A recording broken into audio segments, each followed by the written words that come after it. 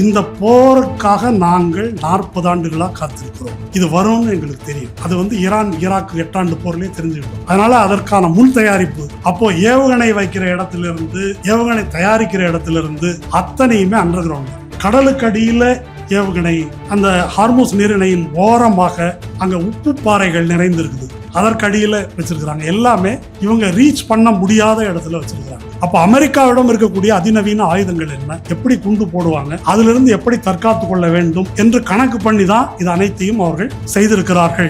மிக துல்லியமான தாக்குதலை ஈரான் நடத்த முடிகிறது என்று சொன்னால், போன ஜூன் 25 வரைக்கும் அவங்க ஜிபிஎஸ் சிஸ்டத்துக்கு கீழே இருந்தாங்க, குளோபல் பொசிஷனிங் சிஸ்டத்துக்கு கீழே. அது அமெரிக்க கட்டுப்பாட்டில் இருக்கிறது. அதுல இருந்து ஜிபிஎஸ்ல இருந்து வெளியே வந்து பெய்டு 3 கான்ஸ்டலேஷனுக்கு மாறிட்டாங்க. பெய்டு 3ன்றது சீனாவுடைய சேட்டலைட் நெட்வொர்க்கு கீழே வந்துட்டாங்க. அது அதனிடம் துல்லியமானது. தலைமையை கொள்வது ஈராக்ல அது நடந்தது. சதாம் ஹுசேனை போட்ட உடனே எல்லாம் விழுந்துருச்சு. அப்ப அந்த லெசன் இருக்குது. சென்ட்ரலைசேஷன்ன்றது நமக்கு ஆபத்து. அதனாலதான் இந்த மொசைக் டிஃபென்ஸ் என்று அதிகாரத்தை பிரித்து கொடுத்து அப்படி ஒரு நெட்வொர்க்கை உருவாக்குறது. ஈரான்ல 3 வகையான ராணுவங்கள் இருக்கு. ஒன்னு ஷா காலத்திலிருந்து இருந்த அதிகாரப்பூர்வமான ராணுவம், Islamic revolutionary card corps, IRGC. எப்போ உருவாக்குறாங்கன்னா, அன்னைக்கு அதிகாரத்துக்கு வந்துடுறாங்க கமேனி. அதிகாரத்துக்கு வந்தா ஷாவுக்கு கீழே இருந்த ராணுவம். அதை எப்படி நம்ப முடியும்? எத்தனை பேர் நமக்கு விசுவாசமா இருப்பான்? அப்ப நம்ம சொந்தமா ஒரு படையை உருவாக்க வேண்டும் என்று ஒரு படையை உருவாக்குகிறார் சின்ன அளவுல. அது இன்னைக்கு 2 லட்சம் பேர். அவங்க இந்த மத கோட்பாட்டின் அடிப்படையில் உயிர் கொடுப்பதற்காகவே தயாரானவர். அந்த மாதிரி அந்த IRGC தான் இன்னைக்கு முக்கியமா பவர்ல இருக்குது. அதுக்கு கீழே ஒரு வாலண்டியர் ஃபோர்ஸ் பசீஜ் என்று பெயர். இன்னைக்கு இந்த போர்ல மிக முக்கியமான பாத்திரம் மாற்றுவது ட்ரோன். அது ரேடார்ல சிக்காது, தாழ பறக்கக்கூடியது, 200-250 கிலோமீட்டர் வேகத்துல எல்லாம் பறந்து போகக்கூடியது. அந்த ட்ரோன் அல்லது இவருடைய ஏவுகணை, இதை தடுப்பதற்கு தான் இன்டர்செப்டார் இருந்தது. அது ஒரு ஏவுகணை. ஏவுகணையை தடுப்பதற்கு 2-3 அவங்க ஏவணும். விலை என்ன அப்படின்னு சொன்னா, இந்த இவர்களுடைய ட்ரோன் அதனுடைய விலை $20,000. இவங்களுடைய ஏவுகணை இன்டர்செப்டார் விலை $5 மில்லியன். இது மேசிவான பட்ஜெட்டை காலி பண்ணது. சுருங்க சொன்னால், ஈரான் நடத்துவது 21ஆம் நூற்றாண்டின் போர். அமெரிக்காவின் தளங்கள் இருப்பது 20ஆம் நூற்றாண்டின் போர். இந்த போருக்காக நாங்கள் 40 ஆண்டுகளாக காத்திருக்கிறோம். இது வரும்னு எங்களுக்கு தெரியும். அது ஈரான் ஈராக் 8 ஆண்டு போர்லயே தெரிஞ்சுக்கிட்டோம். எப்படியும் நம்ம ஒழித்து கட்டுவதற்கு அமெரிக்கா வரும் என்பது எங்களுக்கு தெரியும். அதனால அதற்கான முன் தயாரிப்பு இன்னைக்கு தான் மொசைக் டிஃபென்ஸ் உருவாக்குனாங்கன்றதில்ல, அன்று முதலே உருவாக்கப்பட்டு விட்டது. அப்போ ஏவுகணை வைக்கிற இடத்திலிருந்து ஏவுகணை தயாரிக்கிற இடத்திலிருந்து அத்தனையுமே அண்டர் கிரவுண்ட்ல தான் இருக்குது. இப்போ அந்த ஸ்காட் ரிட்டர் என்ற வெப்பன்ஸ் இன்ஸ்பெக்டர் இப்போ ஒரு பேசியிருக்கிறார். அதாவது ஜூன் 25 குண்டு போட்டு அழிச்சிட்டேன் இவங்க சொல்றது B2 பாம்பர்ஸ். B2 பாம்ன்றது பாறைகளை கூட கான்கிரீட்டை துளைத்து கொண்டு உள்ளே இறங்கக்கூடிய அளவுக்கு மிக வலிமை வாய்ந்தது. B2 பாம்பர் வச்சு பிளந்துட்டோன்னு இவங்க சொல்றாங்க. அதனுடைய அளவெல்லாம் சொல்றாரு, எவ்வளோ மீட்டர் போகும், எந்த கான்கிரீட்ல எவ்வளோ போகும் அப்படின்றதெல்லாம் சொல்லிட்டு, இங்கே ஏன் போகவில்லை என்றால், இது மலையில 400 மீட்டருக்கு கீழே இருக்குது. அதுக்கு மேலே குண்டு போட்டெல்லாம் ஒன்றும் பண்ண முடியாது. இது எதுவும் நடக்கவில்லை. அதெல்லாம் பத்திரமா அவங்க வச்சிருக்கிறாங்க என்று அவர் சொல்லுகிறார். அப்போ கடலுக்கு அடியில் ஏவுகணை, கடலுக்கு அடியில் வச்சிருக்கிறாங்க. அந்த ஹார்மூஸ் நீரிணையின் ஓரமாக அங்கே உப்பு பாறைகள் நிறைந்திருக்குது, அதற்கடியில் வச்சிருக்கிறாங்க. எல்லாமே இவங்க ரீச் பண்ண முடியாத இடத்துல வச்சிருக்கிறாங்க. அப்போ அமெரிக்காவிடம் இருக்கக்கூடிய அதிநவீன ஆயுதங்கள் என்ன, எப்படி குண்டு போடுவாங்க, அதுல இருந்து எப்படி தற்காத்து கொள்ள வேண்டும் என்று கணக்கு பண்ணி தான் இது அனைத்தையும் அவர்கள் செய்திருக்கிறார்கள். அதே போல அப்படி தலைமையை கொள்வது, ஈராக்கில் அது நடந்தது. சதாம் ஹுசேனை போட்ட உடனே எல்லாம் விழுந்துருச்சு அப்படியே. அப்போ அந்த லெசன் இருக்குது. சென்ட்ரலைசேஷன்ன்றது நமக்கு ஆபத்து. அதனால தான் இந்த மொசைக் டிஃபென்ஸ் என்று அதிகாரத்தை பிரித்து கொடுத்து அப்படி ஒரு நெட்வொர்க்கை உருவாக்குறது. இதுக்கு மேலே மிக முக்கியமாக ஒரு விஷயம் இருக்குது. ஈரானில் 3 வகையான இராணுவங்கள் இருக்குது.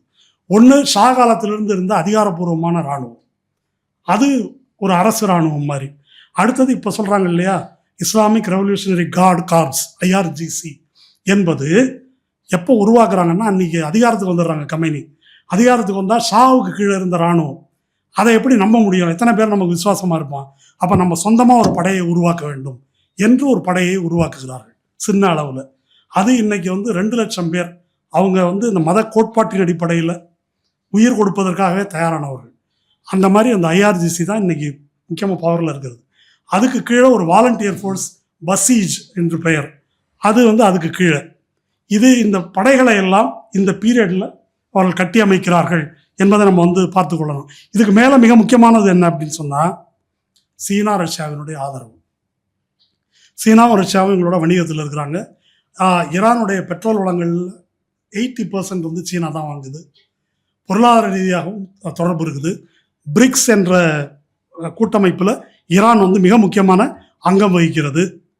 இது இவங்களுடைய கூட்டு என்பது இதில் ரொம்ப முக்கியமானது. இன்னைக்கு மிக துல்லியமான தாக்குதலை ஈரான் நடத்த முடிகிறது என்று சொன்னால் அதற்கு காரணம், மிக முக்கியமான காரணம், போன ஜூன் 25 வரைக்கும் அவங்க ஜிபிஎஸ் சிஸ்டத்துக்கு கீழே இருந்தாங்க, குளோபல் பொசிஷனிங் சிஸ்டத்துக்கு கீழே.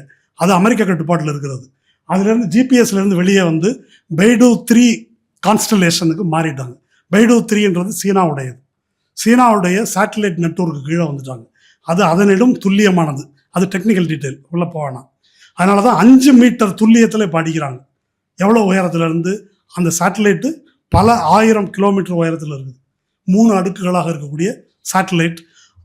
இதன் மூலம் அவர்களுக்கு கிடைக்கின்ற பயன் என்னவென்று சொன்னால், அந்த பிராந்தியத்தில் இருக்கிற எதிரியினுடைய நடமாட்டங்கள் அனைத்தையும் ஒரு ஸ்க்ரீனில் பார்க்க முடியும், ஒரு இடத்துல பார்க்க முடியும். இந்த காரணத்தினால தான் ஆப்ரேஷன் சிந்தூரில் பாகிஸ்தானிடம் இந்தியா அடி வாங்கியது. பாகிஸ்தானும் சீனாவும் இராணுவ கூட்டு. அப்போ இதே பைடு 3 சேட்டலைட் கான்ஸ்டலேஷன் தான் பாகிஸ்தான், அது தனி பிரச்சனை. நாங்கள் தான் ஜெயிச்சோன்னு இவங்க சொல்லிட்டு இருக்கிறாங்க. அதுக்குள்ளே நம்ம போக வேணாம். அப்போது இது அதனால் சீனாவுக்கும் ரஷ்யாவுக்கும் அப்படி உதவுவதற்கு அடிப்படை இருக்கிறது. அதனால தான் அவங்க அந்த லான்ச்சர்ஸ், அதாவது 2 விதமான ஏவுகணைகள், ஒன்று லிக்விட் ஃபியூவலில் இயங்குறது, இன்னொன்று சாலிட் ஃபியூவலில் இயங்குறது. இந்த லிக்விட் ஃபியூவலை வந்து லோட் பண்ணி செய்கிறதுக்கு டைம் ஆகும். அதில் அவங்களுடைய மிக முக்கியமான ஏவுகணை கொரன்சாகர் 4 என்ற ஏவுகணை. இன்னொன்று வந்து சஜீல் என்ற ஏவுகணை. அது வந்து சாலிட் ஃபியூவலில் இயங்குவது. இந்த சாலிட் ஃபியூவலில் இயங்குகிற ஏவுகணை எல்லாம் மொபைலாக வச்சுருக்குறாங்க வாகனத்தில். அந்த வாகனத்தில் அதனால் இவங்க வந்து நாங்கள் ஏவுகணைகளை ஏவுகின்ற இதெல்லாம் அழிச்சிட்டோம் அப்படின்னு சொன்னாங்க இல்லையா, அது ஒன்றும் நடக்கலை. அப்படி இப்போ வந்து CNN ஒரு 3ஆம் நாள் ஒரு அறிக்கை வெளியிட்டிருக்கு. அமெரிக்க உளவு அறிக்கையை எடுத்து வெளியிட்டாங்க. பாதிக்கு மேலே வச்சிருக்கிறாங்க, இன்னும் பாதி தான் செலவு பண்ணியிருக்கிறாங்க, அழிக்கப்படவில்லை என்பது அமெரிக்க உளவுத்துறையின் தகவல் என்று CNN தொலைக்காட்சி அதை வந்து வெளியிட்டிருக்குது. அதுபோல் ட்ரோன் இன்டர்செப்டர்ஸ், இந்த ட்ரோன் என்பது தெரியும் உங்களுக்கு. இன்றைக்கி வந்து இந்த போரில் மிக முக்கியமான பாத்திரம் மாற்றுவது ட்ரோன். அது வந்து ரேடாரில் சிக்காது, தாழ பறக்கக்கூடியது, 200-250 கிலோமீட்டர் வேகத்திலலாம் பறந்து போகக்கூடியது. அந்த ட்ரோன் அல்லது இவர்களுடைய ஏவுகணை, இதை தடுப்பதற்கு தான் இன்டர்செப்டார்ன்றது, அதுவும் ஒரு ஏவுகணை. அது பேட்ரியட் மிசைல் இருக்குது, இன்னும் பல ஏரோ மிசைல் இருக்குது, இப்படி பலதை வச்சுருக்கிறாங்க அமெரிக்காவினுடைய சரக்குகள். அதில் உள்ள பிரச்சனை என்னன்னாக்கா, நம்ம சினிமாவில் பார்ப்போம் இல்லையா, ராமன் ஒரு அம்பு விடுவார், ராவணன் ஒரு அம்பு விடுவார், ரெண்டும் இப்படி நேர அப்படி வந்து போதும். அப்படி வந்து அது ஒரு இன்டர்செப்டார் தான் அவங்க சொல்கிறது. ராமன் அம்பை வந்து ராவணன் அம்பு தடுத்தா அது இன்டர்செப்டார். அப்படி ஒரு அம்பு தடுக்காது. ஒரு ஏவுகணையை தடுப்பதற்கு 2-3 வந்து அவங்க ஏவணும். விலை என்ன அப்படின்னு சொன்னால், இவங்களுடைய ட்ரோன் அதனுடைய விலை $20,000. இவங்களுடைய ஏவுகணை இன்டர்செப்டார் விலை $5 மில்லியன் ஒன்று. என்ன இந்த வேறுபாடு, இது வந்து மேசிவான பட்ஜெட்டை வந்து காலி பண்ணுது. இதை இவர்கள் பயன்படுத்துகிறார்கள். சுருங்க சொன்னால் ஈரான் நடத்துவது 21ஆம் நூற்றாண்டின் போர், அமெரிக்காவின் தளங்கள் இருப்பது 20ஆம் நூற்றாண்டின் போர். இது வந்து செல்ஃபோனுக்கும் பழைய வால்வு ரேடியோவுக்கும் இடையில் நடக்கிற சண்டை மாதிரி வந்து வச்சுக்கலாம். இன்னும் அதுக்கு இது எல்லாமே வந்து தேவையில்லாததாகிடுச்சு. இந்த இராணுவ தளங்கள் பூரா ஈஸியாக வந்து சிட்டிங் டக்குன்னு சொல்லுவாங்க, வாத்தை அடிக்கிற மாதிரி ஈஸியாக அடிக்க முடியுது. அது பூரா இப்போ காலாவதியானதாக ஆகிவிட்டது என்ற முறையில் அதை வந்து அப்டேட் பண்ணியிருக்கிறாங்க. இவை அனைத்திற்கும் மேலாக மதம் என்ற அடிப்படையில் ஷியா மதத்தினுடைய இமாம் அலி, ஒரு நபிகள் நாயகத்தினுடைய பேரன், அவர் வந்து கர்பலாவில் உயிர் துறந்தார். அந்த தியாகம் அப்படின்றது தான் அவங்களுடைய மிக முக்கியமான கோட்பாடு. அதனால் உயிர் துறப்பது என்பதே ஒரு மிக முக்கியமான மத விழுமியமாக வைத்திருக்கக்கூடியது. இப்போ இறந்து போனார் இல்லையா அலி கமேனி, அவரை பற்றி சொல்லும்போது சொல்கிறாங்க, 75 வயசாச்சு, நோய் வந்து நான் சாகக்கூடாது, ஷாஹித்தாக சாகணும், தியாகியாக சாக வேண்டும்னு சொல்லிட்டு இருந்தார். அவர் விரும்பியபடியே அவருக்கு அந்த சாவு கிடைத்து விட்டது அப்படின்னு சொன்னாங்க. அப்போது இப்போ கூட 60 லட்சம் பேர் என்ரோல்மெண்ட்டுக்கு எழுதி கொடுத்துருக்குறாங்கன்னு ஈரான் அறிவித்திருக்கிறது.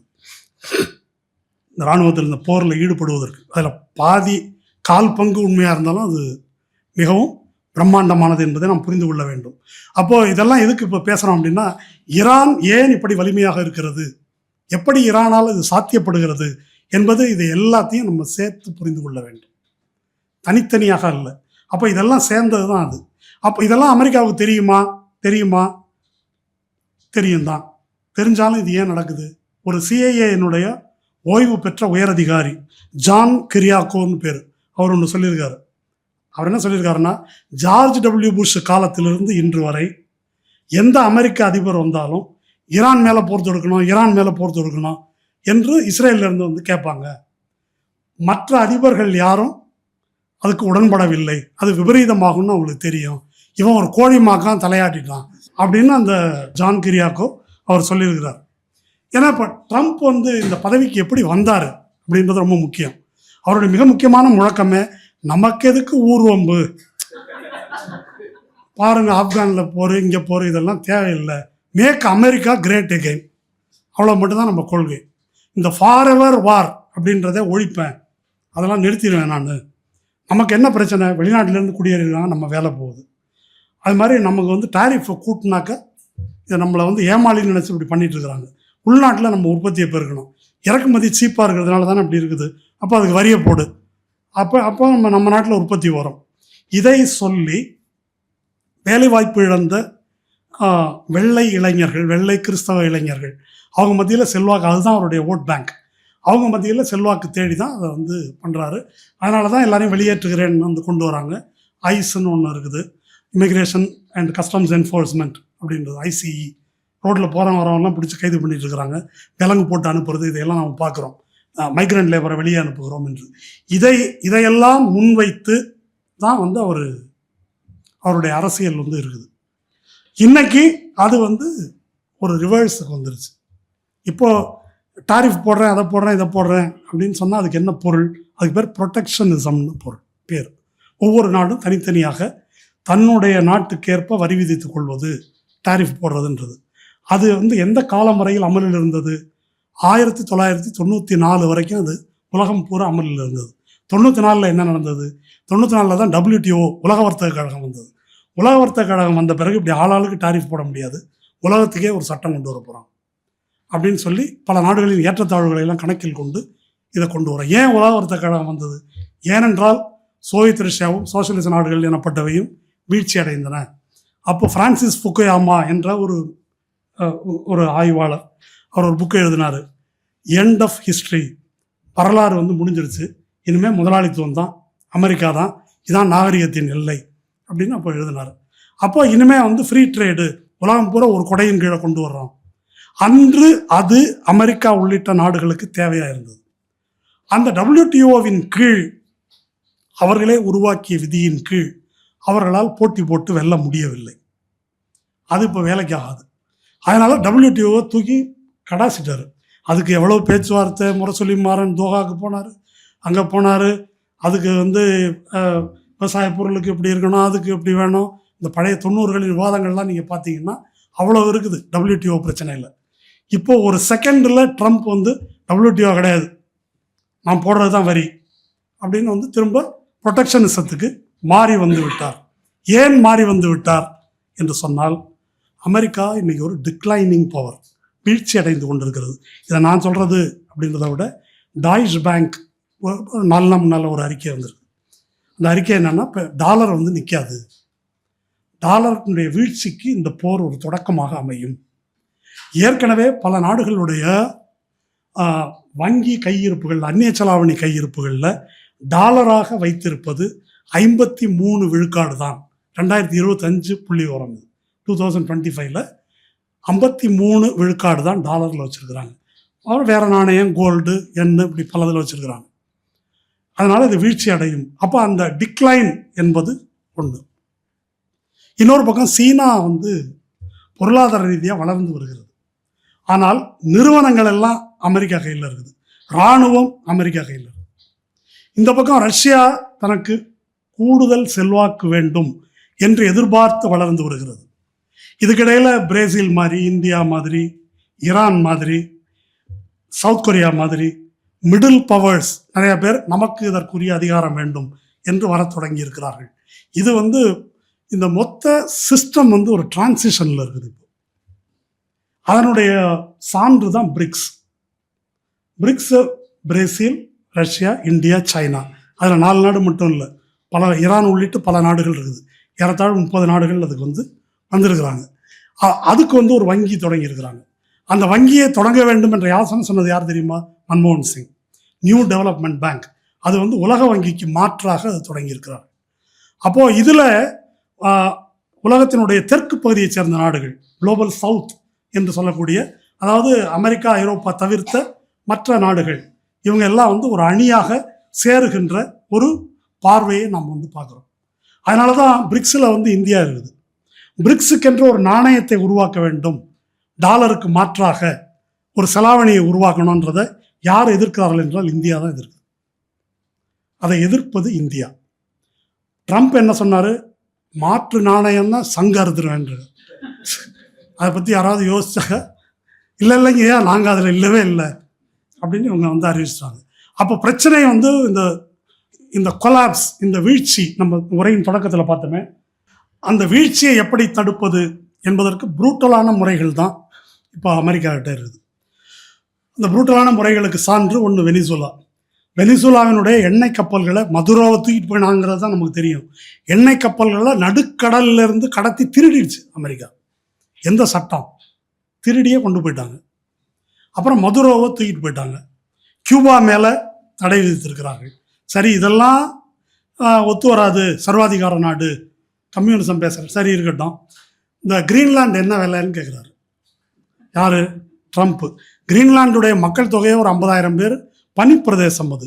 அங்கே எண்ணெய் உள்ளிட்டு ஏராளமான கனிம வளங்கள் இருக்குது. அப்போ அந்த மக்கள், அது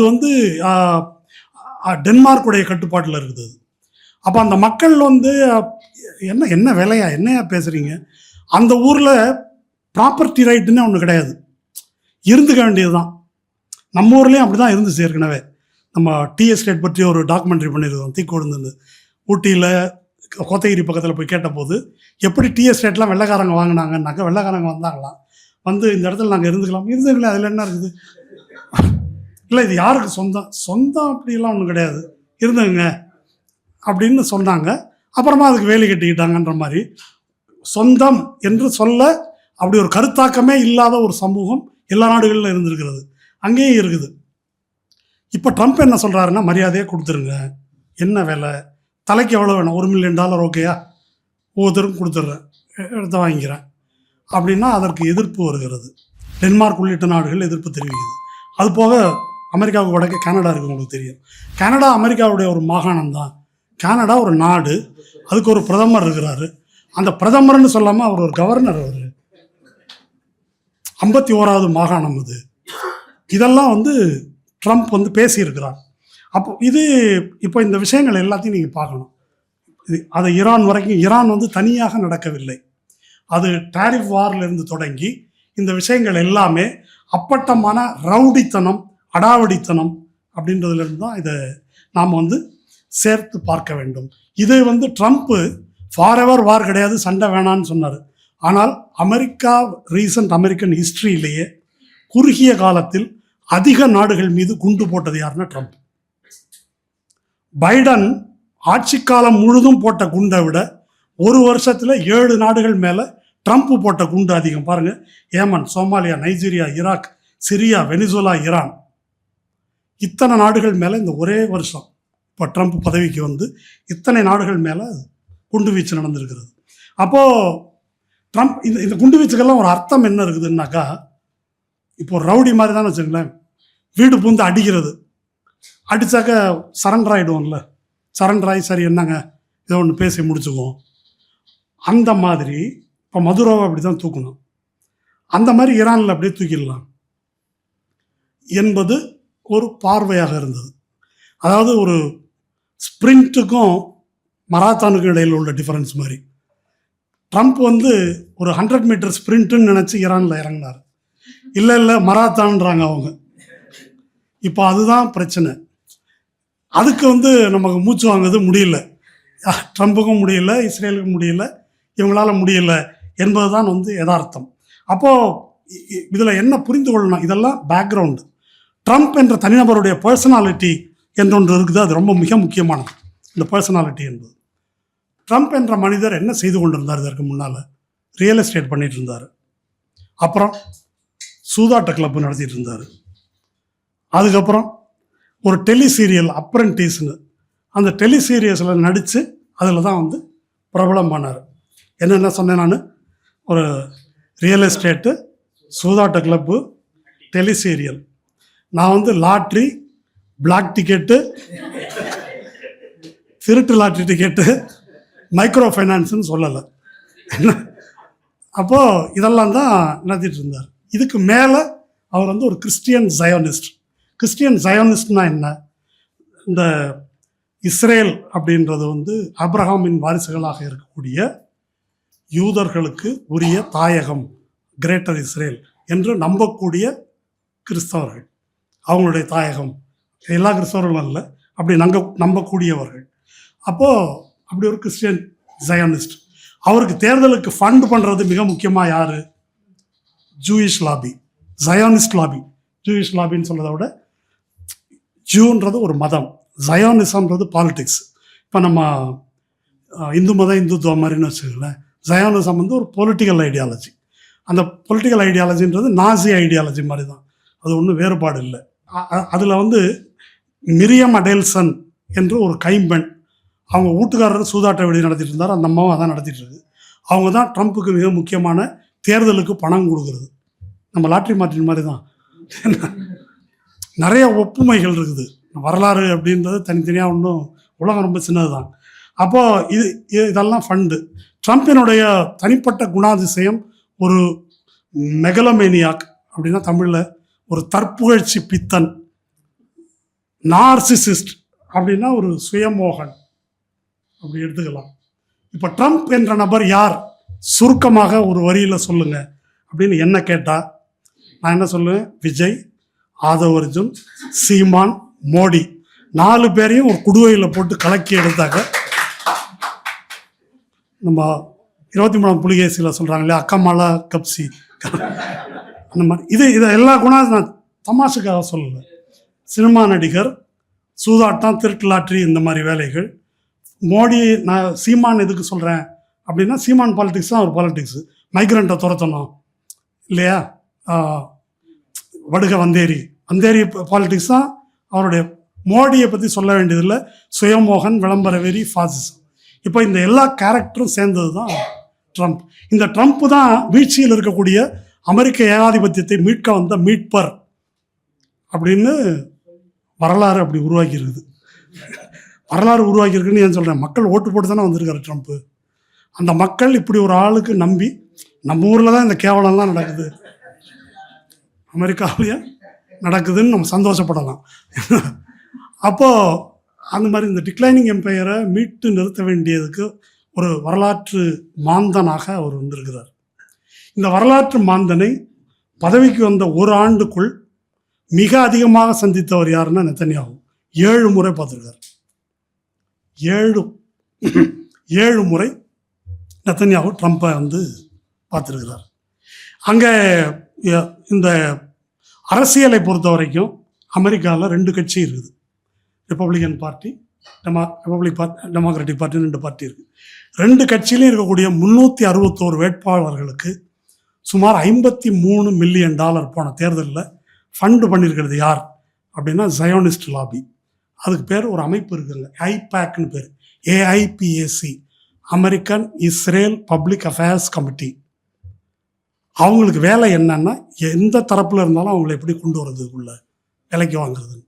அத்தனை பேரும் இஸ்ரேல் ஆதரவாளர்களாக இருப்பாங்க. ஜனநாயக கட்சியாக இருந்தாலும் சரி,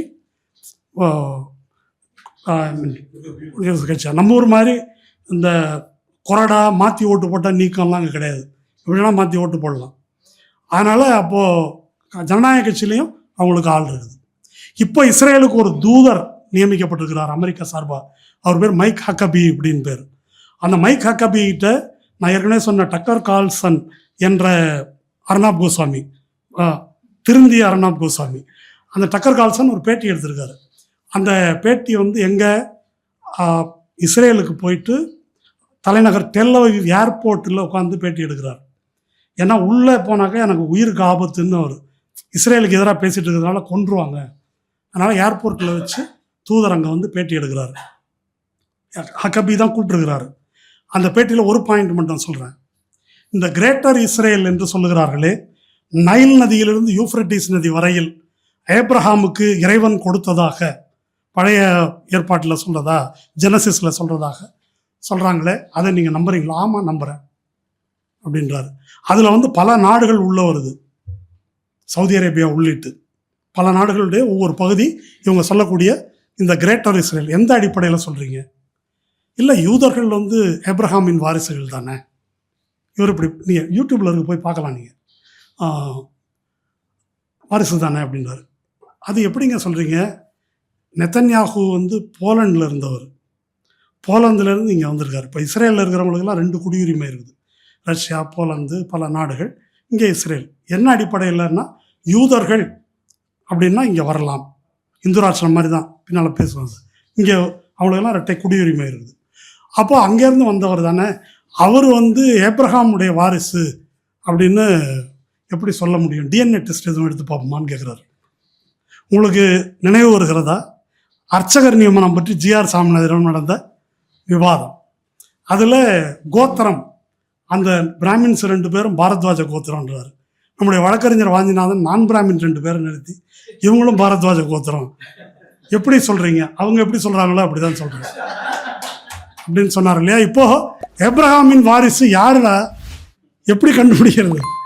யாரெல்லாம்? அப்போ யூதம் என்பது ஒரு மதமா? அப்போ அதிலே கிறிஸ்டியானிட்டிக்கு போயிட்டு வந்தவங்க இருக்கிறாங்களே, அப்போ என்ன இனமா, என்ன அடிப்படையில் அப்படின்னாக்கா அதை அப்போது இதில் பிரச்சனை என்னன்னு சொல்கிறேன்னா, இஸ்ரேலுக்கான அமெரிக்க தூதர் இதை பேசுகிறார். ஏற்கனவே நான் சொன்னது போல் மைக் ஹக்கபி என்ன சொல்கிறாரு? இந்த வெற்றிக்காக இயேசுவிடம் மன்றாடுங்கள், மண்டியிட்டு மன்றாடுங்கள். போப்பு சொல்லிட்டாரு, போர் நடத்துறதெல்லாம் இயேசு மன்றாட்டை கேட்க மாட்டாருன்றார் உடனே. அதனால் இதுதான் ட்ரம்ப்பை சுற்றி இருக்கக்கூடிய கூட்டம். இந்த கூட்டம், இந்த ட்ரம்ப், இவர்களிடம் நெத்தன்யாகு வந்து என்ன சொல்கிறாரு? முதல்ல சொன்னேன் இல்லையா, ஒரு கோழி மகன் ஒத்துக்கிட்டான் அப்படின்னு அந்த சிஏஏக்காரர் சொன்னார் இல்லையா. இவர் வந்து இந்த ஈரானை வீழ்த்துவது அப்படின்றது ஒரு வரலாற்று கடமை. அதை வந்து இதுக்கு முன்னால் இருந்த பிரசிடெண்ட் எல்லாம் உதவி லாயக் இல்லை, பயந்தான் உள்ளீங்க எல்லாம். உங்களுக்கு அப்படி ஒரு வாய்ப்பு வந்துருக்குது, அப்படி தட்டினா அது விழுந்துடும், நீங்கள் வந்து அதை செய்யணும் அப்படின்னு மண்டையை கழுவிட்டாரு அப்படின்னு சொல்கிறாங்க. இதற்கான வாய்ப்புகள் நிறையா இருக்குது என்பது ட்ரம்ப் என்ற பர்சனாலிட்டியை நம்ம பார்க்கும்போது நாம் புரிந்து கொள்ள முடிகிறது. அது மட்டும் இல்லை, அதற்கு எதிராக ஆட்சேபம் தெரிவித்த இராணுவ ஜெனரல்கள் உலகத்தில் எந்த நாட்டிலையும் நடக்காது. போர் நடக்கும்போது தலைமை இராணுவ தளபதியை வீட்டுக்கு போகணுன்னு சொல்கிறது இல்லையா? அப்போ அத்தனை பேரையும் வெளியேற்றக்கூடியது. இதெல்லாம் ஒரு கான்டெக்ஸ்ட். இது இல்லாமல் ட்ரம்ப்புடைய மிக முக்கியமான ஒரு பிரச்சனை என்னென்னா, ஏற்கனவே நீங்கள் கேம்பிரிட்ஜ் அனலிட்டிக்கா போன தேர்தலின் போது அதை பற்றி இப்போ பேசான நேரம் இல்லை. ட்ரம்ப் வந்து தன்னுடைய லாபத்துக்காக அமெரிக்காவை அடமானம் வைக்கக்கூடியவர். அது வந்து அவருடைய தனிப்பட்ட குணாதிசயம். இந்த விஷயத்தில் என்ன அப்படின்னாக்கா, அமீரகம், யுனைடெட் அரப் எமிரேட்ஸ் இருக்கு இல்லையா, அவங்க வந்து ட்ரம்ப்பின் குடும்பத்தை சேர்ந்தவருடைய கிரிப்டோ கரன்சி நிறுவனத்தில் 49 விழுக்காடு இன்வெஸ்ட் பண்ணியிருக்கிறாங்க. சவுதி இளவரசர் முகமது பின் சல்மான் அவர் வந்து 2 பில்லியன் இன்வெஸ்ட் பண்ணுறேன்னு சொல்லியிருக்காரு. இப்போது இது மாதிரி அவருக்கு தனியாக நிறைய பரிசு பொருள்லாம் கொடுத்துருக்குறாங்க. இதெல்லாம் இது பூரா இருக்குது. இதெல்லாம் சேர்ந்தது தான் ட்ரம்ப் முடிவு. இவங்கெல்லாம் வந்து ஈரான் மேலே படையெடுக்கணும்னு சொல்கிறவங்க. இப்போ வேணான்னு இவங்க சொன்னாங்க, ஆனால் ஈரானை அழிக்க வேண்டும் என்பது தான் இவர்களுடைய விருப்பம், அரபு நாடுகளுடைய விருப்பம். அப்போ இது எல்லாம் சேர்ந்து தான் இந்த போர் என்பது முடிவு செய்யப்பட்டு நடந்து கொண்டிருக்கிறது. இப்போ வந்து இந்த போரில் 1 மாதம் போர் நடந்த பிறகு ஒரு அடிபட்ட மிருகமாக அமெரிக்கா மாறி இருக்கிறது. அது இப்போ சவுதியிலையும் கொட்டார்லேயும் அமீரகத்துலேயும் இருந்த ஆயில் இன்ஃப்ராஸ்ட்ரக்சர்லாம் பயங்கரமாக டேமேஜ் ஆகிடுச்சு. ரிஃபைனரி எல்லாம் கிட்டத்தட்ட 20-30 விழுக்காடு செயலிழந்து போயிடுச்சு. கொட்டாரில் எரிவாயு வயலில் போட்டது 5 வருஷம் உற்பத்தி வந்து ஒரு 17% 5 வருஷத்துக்கு வராது அப்படின்னு சொல்கிறாங்க. இது வந்து ஒரு சீரியஸான பிரச்சனை. டாலர் மதிப்பு வீழ்ச்சி அடைகிறது. புட்டின் இன்னைக்கு சொல்லியிருக்காரு, இப்போ வந்து இங்கேருந்து வராது எண்ணெய் எரிவாயுன்னாக்கா ரஷ்யாவிலிருந்து தான் வாங்கி ஆகணும் ஐரோப்பா. இப்போ புட்டின் என்ன சொல்லியிருக்காருன்னா, கொடுக்குறத கொடுக்குறோம், ஆனால் டாலர் வாங்குறது இல்லை, நாங்கள் சைனீஸ் யுவான் கொடுத்தாக்கா வாங்கிக்கிறேன் அப்படின்னு இப்போது புட்டின் சொல்லியிருக்கிறாரு. அப்போது அமெரிக்காவில் ஒரு கேலன் $3 இருந்தது, இப்போ $4 விலை உயர்ந்திருக்கிறது. ஆர்ப்பாட்டங்கள் நடக்குது, தெற்கு நாடுகள் எதிர்க்கின்றன, நாட்டோ நாடுகள் எதிர்க்கின்றன.